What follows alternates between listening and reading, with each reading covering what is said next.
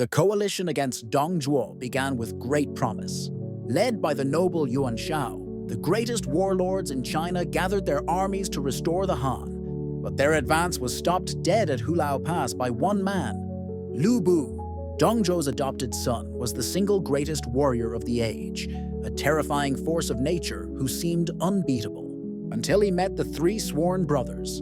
In a legendary fight that would be told for centuries, Liu Bei, Guan Yu, and Zhang Fei challenged Liu Bei together.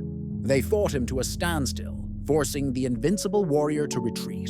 The brothers became heroes, but the coalition's leaders grew jealous and cautious. The alliance stalled, with the warlords preferring to party in their camps rather than risk their armies. The tyrant would not be defeated by armies but by a songstress. A loyal minister named Wang Yun set a honey trap. Using his beautiful ward, Diaochan, she charmed Liu Bei, then was presented to Dong Zhuo, driving a wedge of jealousy between the two men. Consumed by love and rage, Liu Bei was manipulated into assassinating his own adopted father.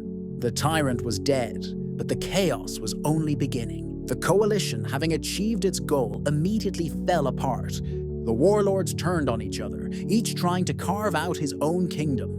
In this power vacuum, Cao Cao played the master stroke. He located the abandoned puppet emperor and took him under his protection. Now, Cao Cao could issue orders on behalf of the Han Emperor, giving him a legitimacy no other warlord had. The war against the tyrant was over. The war for the throne was about to begin.